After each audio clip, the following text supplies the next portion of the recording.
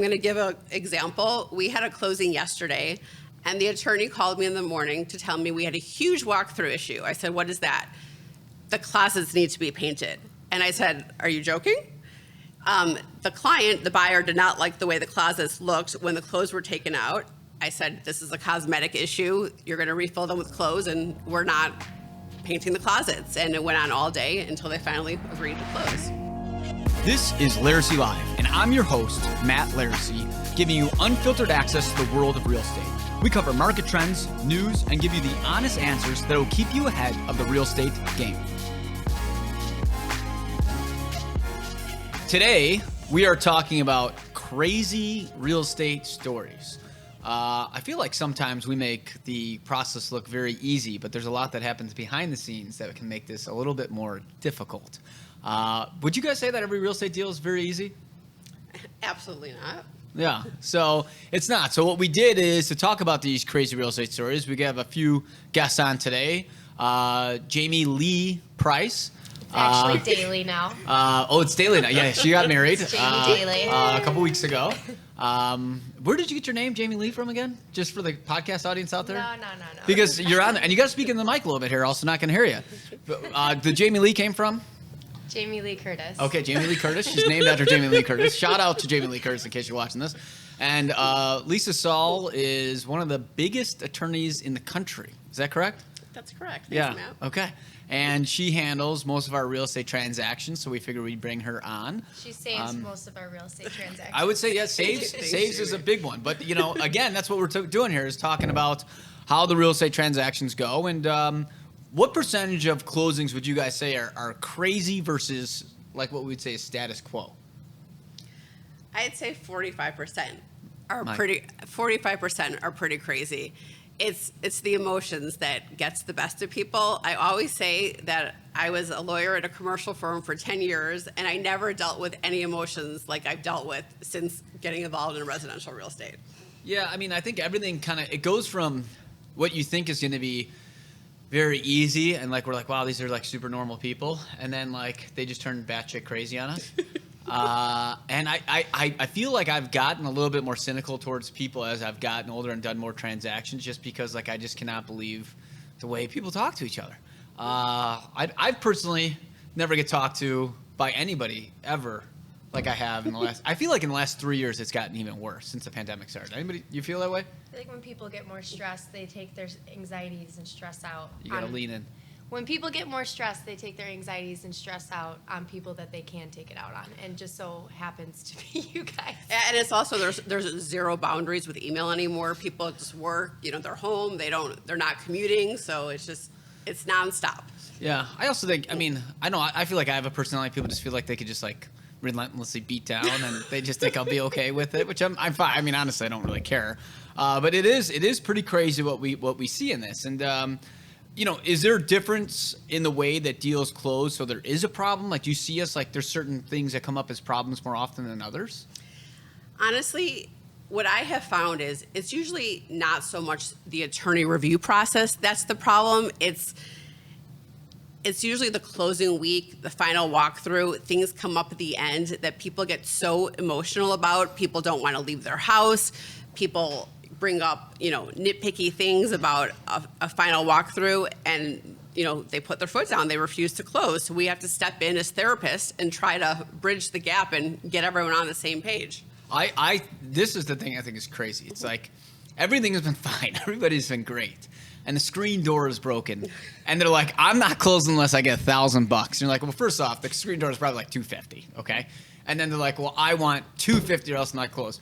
$2 million property. You're not going to close without $250. How often does that happen? It happens all the time, and I'm going to give an example. We had a closing yesterday, and the attorney called me in the morning to tell me we had a huge walkthrough issue. I said, what is that? The closets need to be painted. And I said, are you joking? The client, the buyer, did not like the way the closets looked when the clothes were taken out. I said, this is a cosmetic issue. You're going to refill them with clothes, and we're not painting the closets. And it went on all day until they finally agreed to close. That's just a point of it is that it's always I wouldn't say always, but I would say at least 50% of the time it's the end game that comes out of nowhere.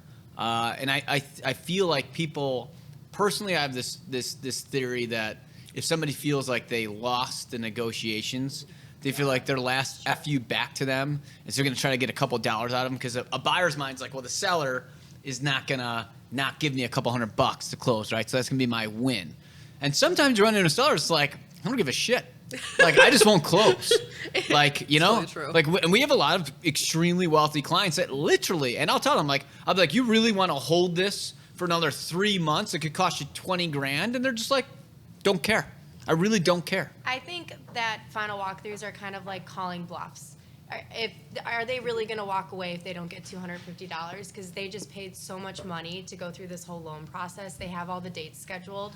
I think they're just trying to see how much they can get out of the sellers at the end of the day. That's what I'm saying. Everybody just wants that last win, you know?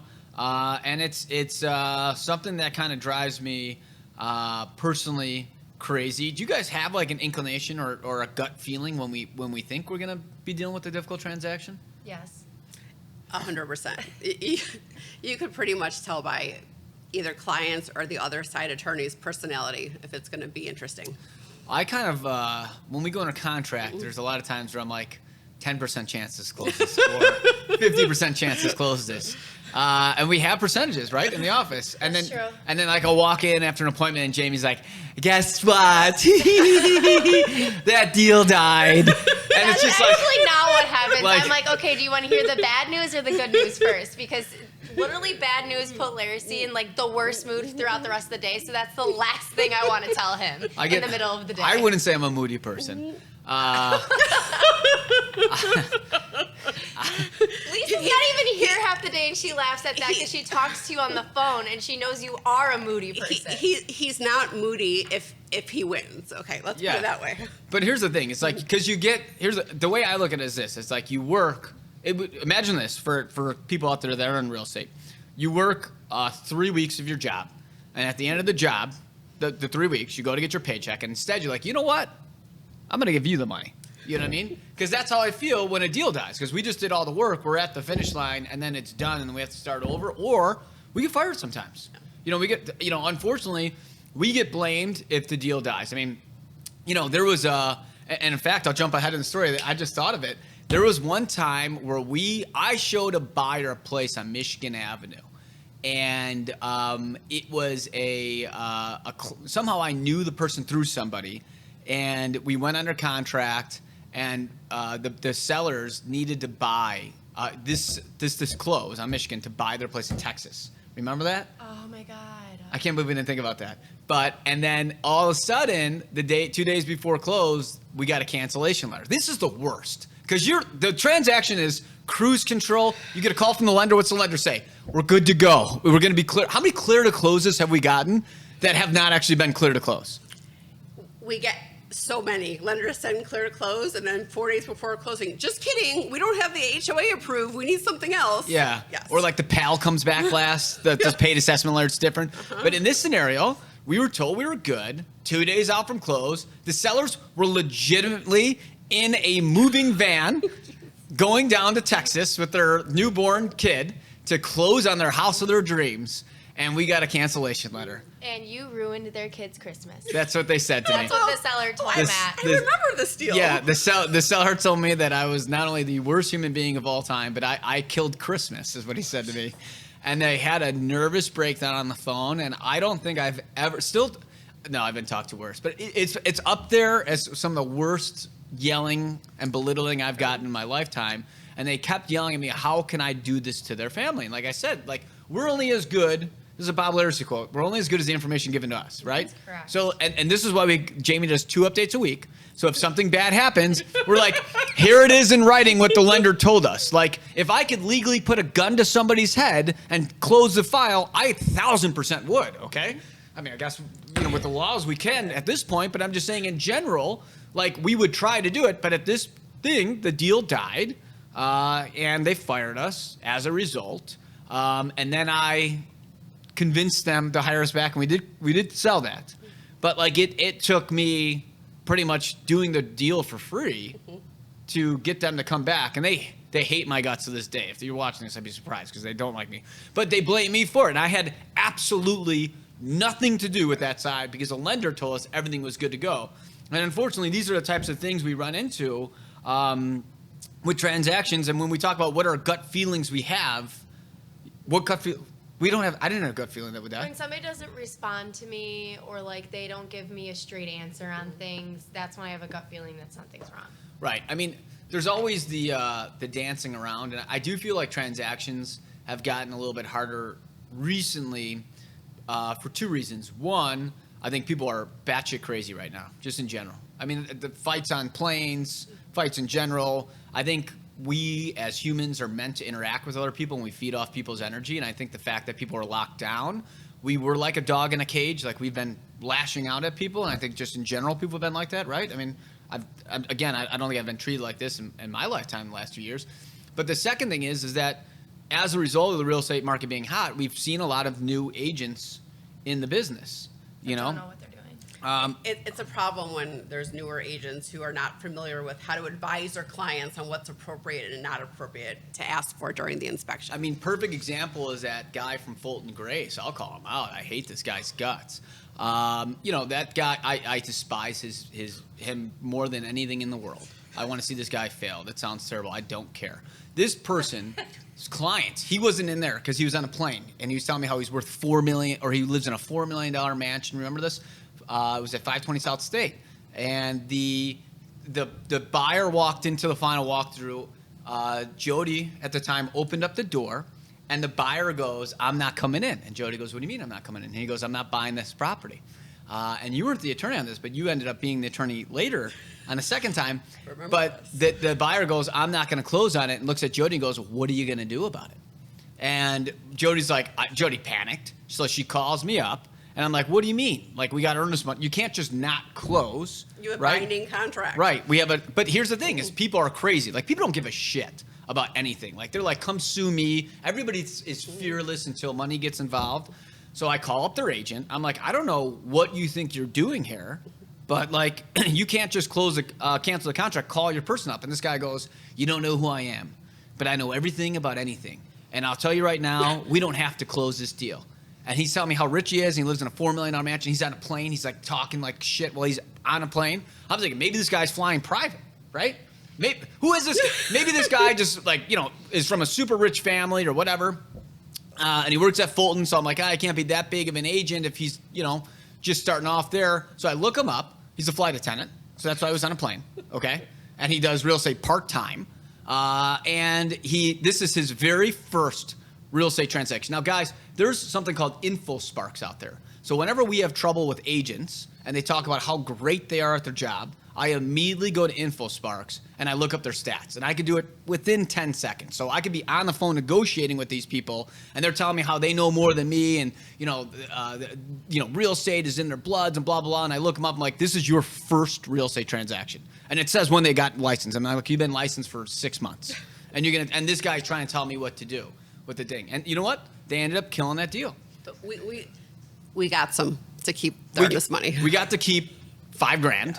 The client hired on Lisa, and she got them to keep. But this them. is why hiring, when you talk about crazy real estate story, it's like, the client hired an attorney that was not as, I would say, experienced in the real estate law. I think he's actually a really good guy. I just don't think he's understandable of the downtown real estate market as well and what the laws are. So that deal died. We kept 5 Gs, and then, which didn't really pay for much because we sat on the market like 2 months afterwards, and we closed the deal. So it happened. But I mean, this is the type of shit that happened. And when we talk about some things that, make these deals harder, I really think the professional on the other end can make or break a deal.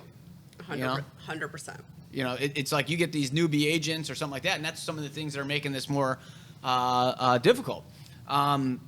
Would you say that the realtor or the attorney has a worse role in the transaction? You mean bad cop, good cop? I think it's equally 50% sometimes. Sometimes Jamie could be like the neutral party in this. I think sometimes you and I play bad cop, good cop, and Jamie's always nice. I always try to just be the medium neutral person there. Like, hey, I'm on your side. I want to help you, but we have to make a decision at some point. This is a big thing, and in fact, I use this line constantly because there's a lot of sellers or buyers out there that will scream at me as if, I'd say this happens more on the sell side about like how like we're like not wanting this to close almost, you know? And I always say this to people. I'm like, do you think I just, you know, I got kids, I got a life. Not that I really do anything. I just work. But like, you know, if I want to do something, it's there. But I'm saying like, do you think I want to work for the last 6 months selling this property only to not close this property? Like we only get paid if this closes. So the fact that like you're thinking like we're not fighting for this, like it just like blows my mind. Like I just don't understand it. But like, I think the big problem is that on the buy side, I think some buyers feel that realtors are only in it that want to close the deal to get paid, right? You know what I mean? And I get that. I think there's a lot of scumbag realtors out there, so we have a bad reputation that front. But I mean, like at the end of the day, like it's kind of like when we bring up the screen door or something like that. It's like I'm not trying to get paid. I'm trying to make sure that you're not being ridiculous. Because like to walk away from a deal over $200, like does that really make sense, right? And I get calls from so many clients who are like, oh, hey, Lisa, remember we worked together. I'm going to try to sell this by myself. Will you be my attorney? I'm like, sure. Thinking in the back of my head, I know exactly what's going to happen. In 3 to 4 weeks, oh, just kidding. That didn't work out, you know. Yeah. And that's the type of thing. And it's kind of like you just have to be like prepared for, you know, these hairy situations. And I tell people all the time, like there's literally nothing that we haven't seen in a transaction at this. Like people tell me like, oh, you want to hear something crazy? I'm like, I feel like almost any story. So, I mean, I think I knew that real estate was crazy on my very first downtown real estate transaction, which neither of you guys were a part of because I didn't know either of you guys existed. But I will tell you, my first real estate transaction in the downtown market was at 200 North Dearborn, and this is when American Invesco, which went into foreclosure. And I remember I was talking to one of the main developers or head guys there, and he was screaming at me over this deal.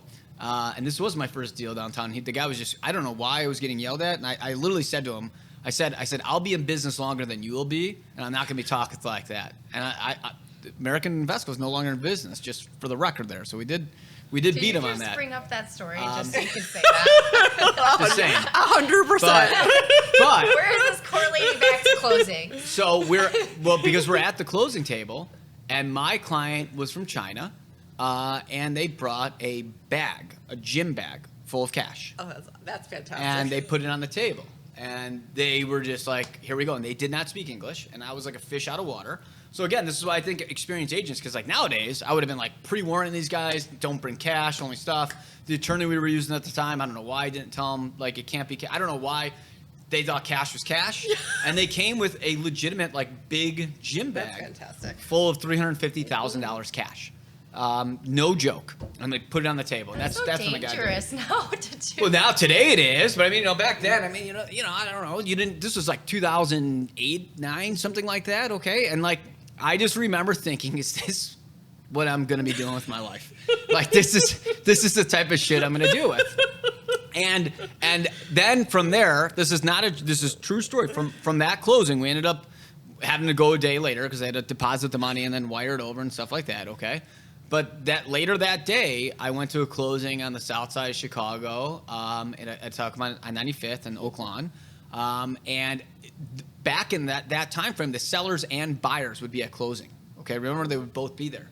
And they got in a fight over, I don't know, something. It was something stupid. And then they were like, well, you're the one that wanted this extra money. And it blew up and the deal died at the table.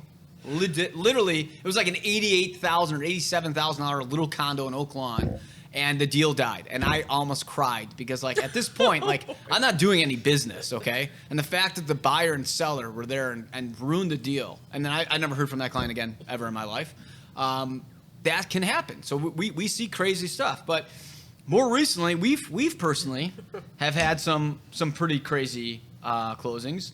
We're gonna go through a couple. I'm just to kind of let you know that, like, at the end of the day, experience in closing deals is what what matters in the business. We had a townhome. Do you remember the townhome? This is. Can I start this story? Sure, This is my favorite story. So we had a client. I believe we might have had a couple contracts on this place. I think this is the third. Yeah, or fourth. I think correct. We had a few. And this was a difficult client, a lovely woman, but difficult. And everything had been going along fine. And the night before, the closing was the next morning. It was 7 o'clock at night. And Matt and I received a letter from a third-party attorney that our client refused to vacate the property and no longer wanted to sell the house. We were closing the next morning. I went into panic mode. I immediately called this attorney, and I think we spent about 3 to 4 hours, working through with our client, what would happen if she didn't leave, that she would be in default of contract, that things would be okay, everything would work out, but that was an interesting one. Like, here's the thing, though. Is like, legitimately, this woman tried canceling the contract numerous times. Yes. And then I'd be like, okay, then it's dead, and we'll just go back. And then she'd want to go back through with the contract. Right. She couldn't make up her mind of what she wanted to do. Correct. Right. And then it was just like, it was the weirdest. It was like, it's just anxiety and like stress because like, you're like, okay, then just be done with it. I don't care anymore, but just don't call me and tell me you want to cancel anymore. Right. But the night before, but she was good to go. We had signed closing documents. We were good. And yeah. I mean, was that actually a real attorney or was that a fake attorney letter?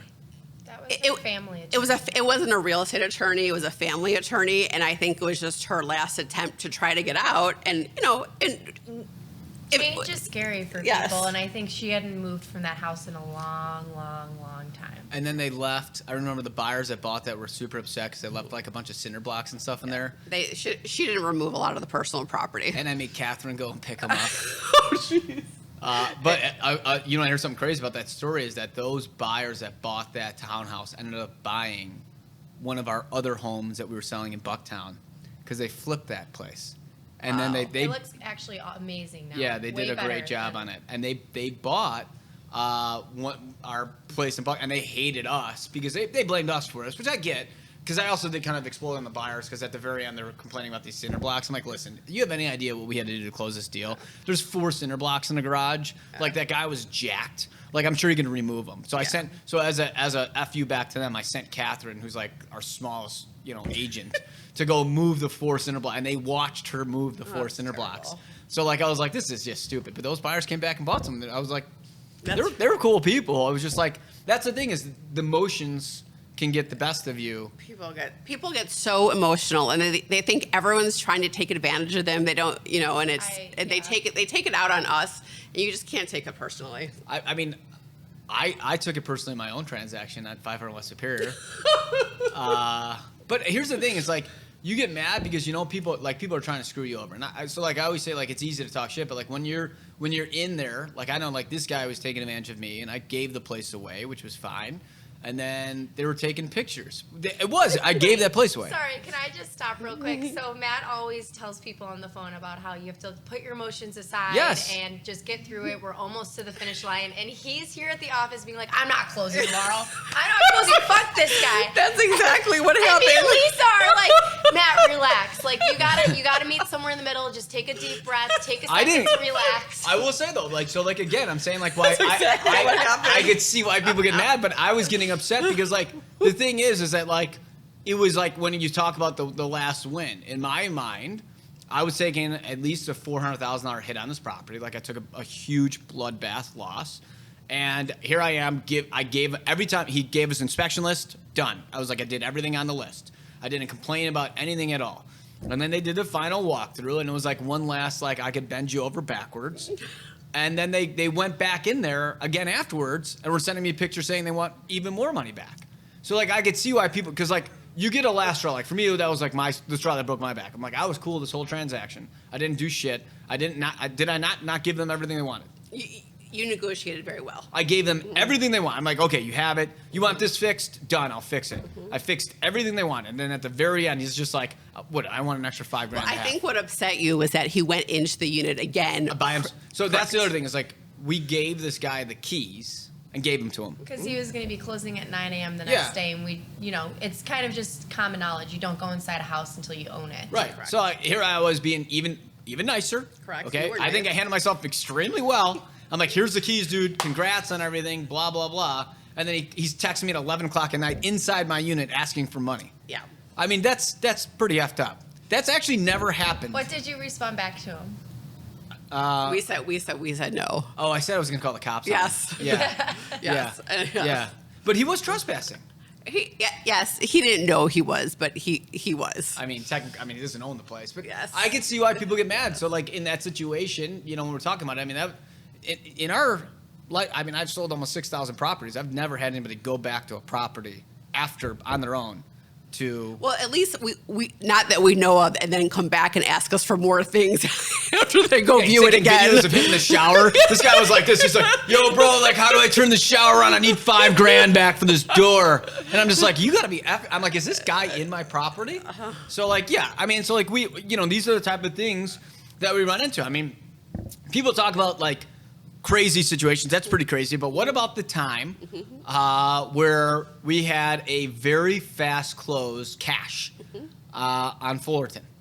And oh my goodness, you remember this? Okay, This stuff actually pisses me off. This makes me mad. We represent the most lovely sellers, and it was a cash. We had proof of funds. We had everything ready to close, and a father was buying it for his daughter who was starting school. And they couldn't close until the following week, and everything was in order, and we allowed pre-closing occupancy. We don't usually advise for that, but our client was okay with all the risks. Well, here's how All good. of us told her not to do right. it. But here's the thing, though. She was an immigrant from another country and said that her family was always like people were always nice to her. They helped them out. They helped her family out, and she felt that this was Helping them out. Her paying it forward to another Correct. family because she was like, my family's been in that position. 100%. So this is me paying it forward to somebody else. So that's what I think made us mad is that here you have. It's very rare we meet anybody that's a good person. Like this. No clients would usually allow pre-closing occupancy, and then what happened was 3 days later, We found out the guy's cash proof of funds was. it was completely fraudulent. Yeah. His prior bank letter, his prior attorney letter, everything was fraudulent, and they did not have the cash to close, and we had to remove them. And they kept calling, saying like, "Give me 3 more days. Give me 3 more days." Begging us. Yeah, begging us. And then the guy. She actually considered, I think, giving him more time, and I said, absolutely not. Yeah. Get them out now. Yeah, I mean, the guy was calling me nonstop, threatening me. Then he started getting a little bit almost what might be violent. Yeah, he started calling both of us and being a little bit. So the buyer's calling us. His agent is MIA at this point. I mean, I think she buried herself in a hole. The attorney resigned. So this is the other thing. Their attorney literally just was like, "I'm out. Correct. I want nothing to do with this." So now it's me, Lisa, and Jamie talking to the buyer directly about when are you going to get out of this property or close on it. And we had to call the cops. Yeah, the cops came. The cops came and the guy calls us up crying, saying, "You're going to move my daughter out and she's going to be homeless." And we're like, "Well, I feel bad for your daughter being homeless, but at the end of the day, this isn't like a free house." No, I mean, they had absolutely no intention of paying. It was. I think they were scamming us to see if they would just get the house for free. Correct. And they also scammed their own lawyer, which is why they recused themselves. Yeah. So the cops had to come and move them out. Did we keep earnest money on that? Yeah, we did. We didn't have. We did keep the earnest money on that. I think one. it was such a like quick. a smaller amount. Yeah, because it was such a quick It close. was such a quick close. It was like literally like a 10 or 12 day close or less. Yeah, I mean, it all happened so quickly. We got it done, and then it just. I did feel bad for the guy, but at the same time, he was basically. There was definitely something wrong with him. Like, I felt zero remorse because I just knew he was a scam artist. I just don't think it's free. I didn't feel bad for him at all because our client was. Again, it's very rare you meet anybody that this is this good of a person. She might be the only one that's ever allowed. And she was that. crying. She felt so terrible for these people and wanted to help them. Yeah, she Like- felt bad that she had to make the daughter leave, and that he was saying that she Right, would have and nowhere to these are stay. great clients. They've given us a ton of business, And they were so appreciative. Even Yeah. even when that didn't work out, they were so yeah, nice. they didn't take it out on us. And honestly, but here's the thing: is that like, who would have thought that? And like we called all their places, and they were all legit. It was just like they had people in place to answer these phones. It was an elaborate scheme because everything checked out, but it didn't really. That is something that could have been on like Nightline. Yeah, Dateline? that correct. If we Is would Dateline the thing? Yes. What's the ones you watch? Dateline. Dateline. Oh, I Dateline. love Dateline. I love It's my Dateline. favorite. You guys like I love don't watch Dateline. Yeah. And then sometimes we have closings. I think it makes it a little bit more difficult when the clients don't like one of us. You know. Yes. Um, That's the hardest to manage. so Listen, I understand 1 or 2 or maybe more out of 10 people are just not going to like me personally. I get it. Listen, I used to get mad when I was younger if I found out somebody didn't like me, right? Like, I think we all have egos. I think we all, like, want to be liked and accepted. I think that's just, like, part of human nature. And it used to, like, really keep me up at night if I found out somebody didn't like me. And as I've gotten older and grayer up top and stuff, I've realized that, you know, some people aren't just going to like you for whatever reason it is, or personality or whatever. And every now and then these people will hire us. It's rare. So if people ask me, like, what's one reason why we don't get hired, I would say, well, like, I know for one, it's just a personality conflict, you know? But, you know, other times it's other reasons. But in this particular case, the client didn't like me, told me she did not like me. I was a minion. Yeah. And told Matt that he can send his minions to do his job. And she doesn't want to see his face. She was pretty much stuck with us because we saw the property. And I told her, I was like, listen, if you want to use somebody else to buy the place, like, I don't care. She goes, you or your minions can do whatever you'd like. And that, like, she proceeded to tell me how loaded she was. She was the richest person I've ever met in her life. And that period, how many times did she say period that one time? Period. She actually belittled you, and I was so proud of you for not like just taking it on the phone. Like, she was mean. She was ruthless that one day she called you. I think and I grew up with a father that's 6'5", 250, Southside Irish, just absolute psycho that screams in my face since I was born. So I'm very good at taking criticism and being yelled at. But this was top 5 I've been yelled at in my lifetime. I would say, like, that conversation, I had it on speaker. And the way she said the minions and how I was so poor and that I would never understand what money was like to be around people like her, and that I'll never get to her stature, and just all that type of stuff of what a loser I am, and that my whole life I've worked to become a realtor, and what a loser you have to be. I mean, like, you know, these are the type of things people say. But we're under contract, and we are under contract at this point. And the reason this lady got so upset was because of the inspection items. And when I said an inspection, now we got a contract agreed upon. So this is where things flip. Like, up front, I could tell personality issue. I know when somebody doesn't like me. Like, I'm not an idiot. Like, do you guys know when people don't like you? Yeah. Yeah. I mean, happens often to you, but Lisa's a nice person. Like Jamie. Everybody loves Jamie, by the way. Like Jamie, on the other hand, I don't know.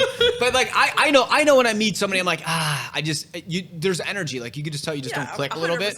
And there's people you know you could put up with, and there's just people that you talk to where you just like, I know this guy doesn't like me. And I met with this woman, I'm like, I know this girl just despises me. I don't know what it is, the way I look, or whatever it is, she just hated my guts. And we go under contract, and when we enter contract, I said, inspection items, they want this to be not as is, but we're not going to nitpick on items. She goes, not a problem. I'm not that type of person, is what she says. So we get the inspection report, and I do what I do. I always go through the list, right, and send my recommendations. Now, when I set my I think you should say suggestions from now on. These are my suggestions that I think you should follow and I would recommend to follow. But moving forward, you can decide however you want to move forward. Yeah, and I said, this is what I mean, that's kind of what I say. This is what I recommend. It's a learning experience. It's super helpful. You lay out what you would think is appropriate to ask for. Right. And I say, let me know your thoughts. But ultimately, this is your ship to drive. I'm just giving advice. I'm a consultant here, okay? This lady, when I sent it, she just lost it. I mean, That's an understatement. Correct. And like the way she belittled us and then talked to everybody. Now, on the flip side, this lady loved Lisa. So I think that's a good thing on a team-wise, is that, like, Jamie's a good neutral party.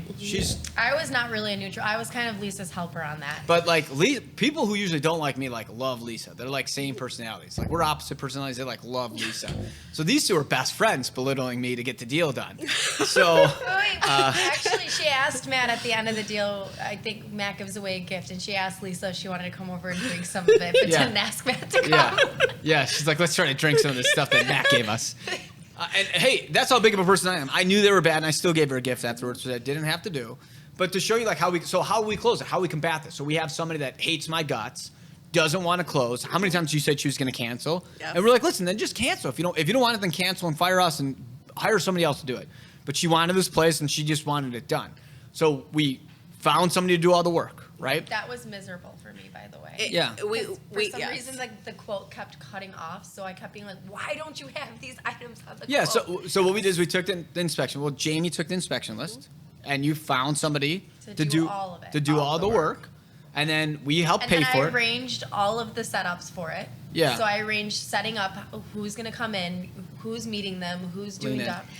And by the way, this is usually something the seller's agent would be doing, but because we knew how particular our client was, Jamie took the lead to make sure everything was perfectly done. So we were doing everything we could. We got all of the items done. Correct. We paid for some of them to get done to make sure the deal got Correct. done. And then when we did the final walkthrough, She paid somebody to re-inspect all of the items. right, and they were done correctly, and we were able to close the deal. Now, my goal in life is not just to close a deal with one person. My goal in life is to build a relationship. And that's why literally every year we've always gone up in business, because a huge portion of businesses, people have a great experience with us and they refer us and they give us more business. It's like, this is the worst. I even said when we closed, like I was mad because I'm like, this is the worst transaction because like they didn't have a good experience. They didn't like us. I will never hear from them again. Although it's time will tell. Maybe. I think you're wrong on that. I think at the end of the day, she did have a good experience and everything was done to her liking. I mean, so like, you know, these are the type of things you have to do to get to Because close. of Lisa. Because you- No, but I will say, Lisa, I told Lisa, you're a champ on this one. like this, I knew I could not close this. And here's the other thing I think when we're talking about like, you know, crazy real estate stories and closing deals is that like, sometimes you have to check your ego at the door, right? Like when you talk about how you were proud that I didn't flip out on her, I knew if I said one word, it would have been done. it's done, right? We would have been fired. I also knew that she didn't like me, okay? And I said this to Lisa right away. So like a lot of agents who do our type of business are super cocky. I'm not saying I'm not a cocky guy, but I'm saying like they're just they can't understand when to stop and let go, right? So like I understood in that situation to not, you know, fight back and take it, right? Take the punches. I also understood that, okay, she doesn't like me. I don't need to try to be accepted. I need to try to save this deal. So I knew that with this woman's personality that Lisa would fit in very well with her and that they are very relatable together.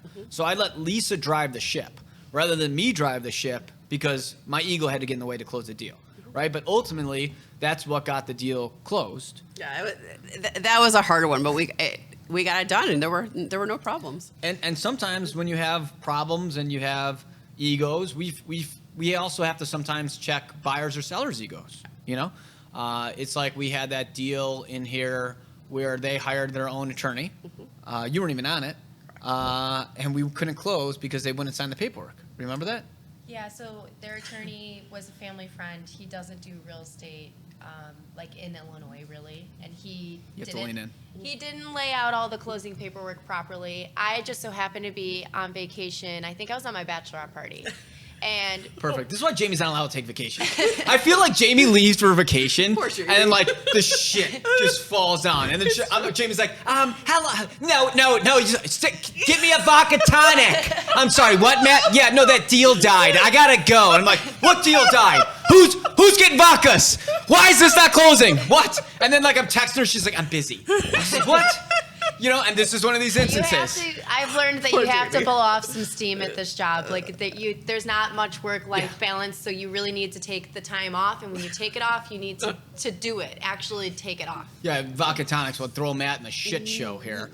But anyway, so these people didn't know how to sign this stuff, and Jamie's out. So like now I'm like Their attorney frantic. told them that Matt was supposed to step them through it, which is actually not true. And here's the thing, guys. Like I lean on Jamie to take care of contracts and deals because like again, as an owner and somebody that's managing something, I only have so much time in the day, and I need to lean on my people that are the best at what they do. And Jamie's the best at getting these deals, help closing them. So I usually lean on her. So when Jamie's out and there's a problem, I tend to get a little bit more stressed out than normal because I'm not used to having to deal with this on top of dealing with 4,000 other things during busy season. Okay. So I frantically panic, and I do what I do when I always panic. I call Lisa. So I call Lisa up, and I'm like, hey, everybody's at the title company. They want me to walk them through the docs. And like, here's the thing, like I've bought and sold a bunch of properties, but like I know the docs a little bit, but I don't like know them. No, I can't walk walk somebody through that. And the buy side process and the sell side process are two totally different things. So Right. they were used to buying in Illinois. They had never sold, so they thought it was the same process as buying, but that was And they obviously refuse to not sign correct. these documents. Well, and their attorney was from out of state, so didn't know the documents himself, nor was he a real estate lawyer. Right. So, yes. So, creatively speaking, I forced Lisa to. Did you go to the title company, or where did you go? No, were you here. no, you called me on the phone. And you're like, stop everything you're doing. I need you to walk these clients through the closing documents immediately. Yeah, that sounds like me. And Lisa's like, I'm sorry, what deal is this for? I thought it was one of our deals. He's like, no, you're not on this deal, but the attorney's not there. Yeah, but this is why having a good team helps. So I pleasantly forced Lisa to drop everything else she was doing to be on speaker and have this explain the documents, We walked through the documents. We checked title. We made sure everything was fine, and and we closed the deal. Yeah. So again, we troubleshoot. That's a huge Troubleshoot. micro. What's the word for it? Right? Like, is yeah, it? no, we troubleshot the problem. I would say that a huge thing of why we close deals and people are like, well, how do you close so many deals? Is like the average agent would have just walked away. I think that's a big thing. People are like, all right, see you Yeah, later. yeah, Like yeah. we really try everything we can do to save these deals. And like it's maybe it's just ego. Maybe it's just like I like to win. Since I was a kid, like I always want to be the best. Like I want to win more than anything in the world. I want to win. And when a deal dies, I don't think there's anything. I could be in the fucking cloud nine greatest mood of all time, and I walk in and Jamie's little face is like, deal died. Like, Wait, like- I want to point something out though. Like when there is something wrong with a deal, we terminate the deal. But like when there's these little minutia details that are of no significance, that's when it just drives us crazy. I was about to say the Yeah. same thing. I said there's a lot of deals where we're pretty much through every step, and then there's one small step that's like not big, that emotions kind of get the better Yeah. of people, and you kind of just have to walk them through. Yeah, I mean, listen, I'm not saying we force anybody to buy anything, like on our side, like if it's one of our clients. Like we're fully in a relationship building business. So if somebody doesn't want something or, something the seller's not comfortable with, like we're 100% like terminate. Right. Just, I mean, I said, you I'm the first you person. tell it like it is more than Yeah. anyone I know. Yeah, I'm first person to be like, all right, just fucking kill it and we'll move on and we'll Right. find something else. We want you to be comfortable because if somebody buys something and they're not comfortable and they're our client, we're always going to be the one to be blamed, okay? And that's going to give us 0 sales in the future. You may get a sale today, but you'll Correct. never get another sale in the future. And the goal to build a business is make sure you have a good experience. But like Jamie said, the reason we have to troubleshoot so much is because like it's these problems that aren't problems. So like when we're talking about this last deal, a big problem when we talk about saving real estate transactions has to do with the fact that like out-of-state clients, things are done differently in different states. Yeah. And New York and California clients drive me crazy. No offense, guys, but you do because deals are done. Escrow. Deals are done differently. You know how many times I hear escrow a day? Yeah. Jamie, where do I send the escrow at? Jamie's like, there's no escrow. He's like, what do you mean there's no escrow? Now I tell these people up front, but I get it. I talk fast. I'm an emotional talker. Blah blah blah. But like. There's different stuff. Like in New York, you have a deal sheet, then you have an attorney process, and then you go under a contract. Here, you go under a contract, and then you have an attorney process. It's backwards, Right, kind of. right. So when people aren't familiar with something, this is a big thing I've realized. What do? They get upset. People don't like change, and that's a big thing that we have to do. So we could go under contract. Everybody could want the place. Everybody would be happy, but because the way business is done is different, they lash out. And who gets the brunt? Actually, Jamie gets a lot of that when we first go under contract. That's why whenever somebody asks questions, I can already kind of tell that they've done a real estate transaction somewhere else. And that's why I'm like, what's your phone number? Give me a call so we can step through this real quick because this is going to be totally different from what you've done in the past. And that's a big thing. That's why when we send out contract, we have Jamie's number on there to call her because like a lot of times it's easy stuff that like if we didn't, I'd say like probably 20% of our deals could be lost if we didn't do that up front where you just like, hey, here's what it is. And I also too, like, I always tell them, like, sometimes they ask me questions that I don't know the answer to, and I'm like, but I at least can point them in the right direction. Like, Jenna and does Lisa a lot knows of the it. wiring stuff at the end of closing and like going through your closing paperwork. Caroline does it on the sell side. I don't know how to do any of that stuff, but Lisa's people know how to do it, and I can at least point people in the right direction of who they should be speaking to answer their questions properly. Yeah. I think the point of having a great team, like the troubleshooting, we had a closing this week on Monday, in Lakeshore East in Chicago, and the other side didn't know that it's a special service area, that you need a paid assessment letter for the special service area. I had told them many, many times. So at the end of the transaction, I got them the paid assessment letters. You have to be prepared for the unexpected and think that people aren't doing their job and just step in and sometimes do it for them. See, I didn't even know there was a problem with that. I don't tell because I know Matt will just get mad, so I just handle it. Yeah. Yeah. Well, glad it got done. But that's the thing is that, like, you know, I think, you know, and when Jamie says, like, you know, there's certain things that I don't know, it's like, that's where we step in for. That's what I tell people. It's like, Jamie's here to, like, guide this to the finish line. But if there's a speed bump, like, you know, I'm not sounding like a jerk, but because we've seen so much, I've probably seen it or been around it. And my first 5 years of my career, I had no business. So I just sat in the office and heard my dad do deals. And I'd ask, why did this happen? Why did this deal die? How do you save this? What do you do with this situation? So I felt like I was a little bit more prepared to help save deals because I took that time. And for new agents out there, they're not figuring out when there's a problem at final walkthrough of how to troubleshoot because they've never been in that situation. I mean, we had a final walkthrough where somebody left planners. Right, remember? You weren't even on this trend. I actually called Lisa again. Like, what do we have to do with this? But, like, Lisa, can you go get the planners? Yeah. So, like, we had to pay some guy. I was actually gone out of town that That's weekend, another too. one. Yeah. I'm like, I think that was the same weekend as the other one. yeah. So Something similar. I'm like, Jamie, is there, like, did we leave the planners? Are we not supposed to have the planners? She's God knows I'm going where. back through all my emails being like, no planners, we're supposed to stay. She's sitting on the beach, like, I don't know, fuck this guy, you know. But so I hired one of our handymen to go there and remove the planners and get it done. And these people legitimately, it was a multi-million-dollar property, and it was $600 to remove this. This is what I was saying, like, and I told the agent, I said, you're gonna walk away over $600, and they sent over a letter of cancellation. Like, when we talk about calling bluff, I called their bluff. And I was like, here's $600. I got the seller to give them $600. And I said, they literally sent the $600 back. They said, we don't want the $600. We're canceling the deal. And it's just like, you're going to do that. So, like, and they're like, it's going to take months to get these things off. And this is the other thing is people can be super dramatic, right? Very so dramatic. I send somebody there within 6 hours, you know, the planners are gone, and then we close the deal. But again, this talks about experience and, you know, having good connections. You know, I have the connections. Having connections that can get Right. can get things done fast. I have the connections where I call somebody up and like, you know, I give you a shit ton of business. Like, you want to keep that gravy train coming. Like, you drop everything you're doing and get there and get these fucking planners off this balcony now, you know? And they did it, you know? But I mean, and sometimes you have to be raw. I'm sorry, but like, you have to be like that to get shit done with in this business. And I think it's also important that the clients don't necessarily know the stress going on behind the scenes, so they think it's as seamless as possible. Well, that's the other thing. It's like, there's a lot of stuff that we do Yes, that no one knows about. that they have no idea all the shit that we have to deal with. That all of a sudden, like, and they're just like, oh, this all seemed to go great. And like, that's our goal, though, Right. is for them not to know, like, anything bad happened.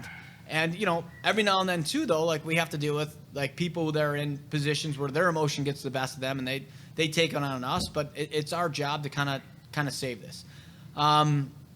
So, I mean, we have a lot more stories, but time here, I think we could go on for Forever.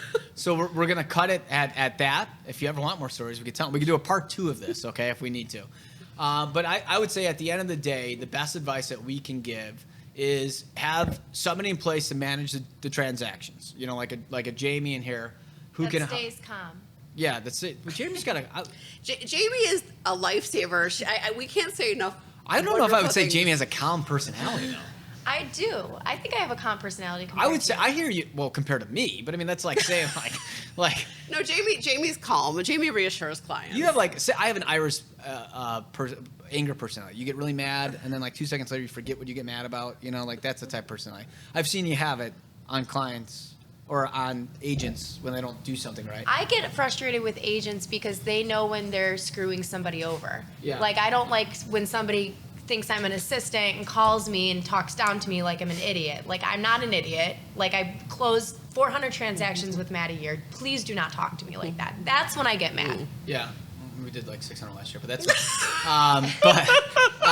you know, but my point is that like, you know, you have to have somebody that can help steer the ship. If you want to do a high volume or you out there as a buyer or seller want to hire somebody, make sure that they can actually help with the transaction, because usually the worst part about transaction is the paperwork, getting sales packets filled out. Like, we're not even mentioning any of that stuff.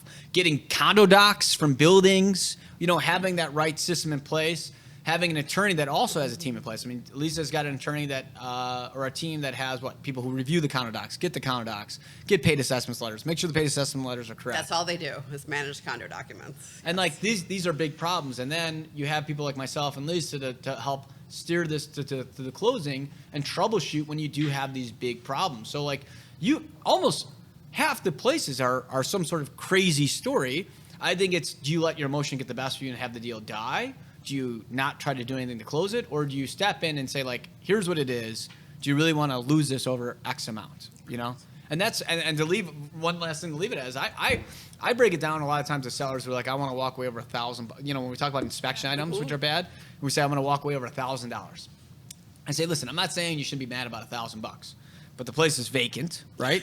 And if we go back on the market, best case scenario, if we go on a contract the next day, it's 30 extra days from now, right? And he's like, yeah. I'm like, okay, and you have taxes, assessments, and you have a mortgage on this place.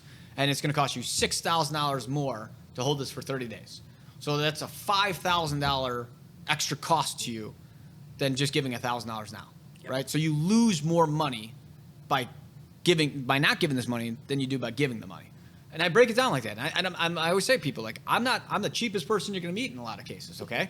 Like, but I'd rather lose 1,000 than lose 6,000. That's it. It's a simple math problem. And I think that's the type of stuff and people you have to have, you know, on your back to try to make sure that you kind of step back from your own emotions, your own ego, and try to close this thing out.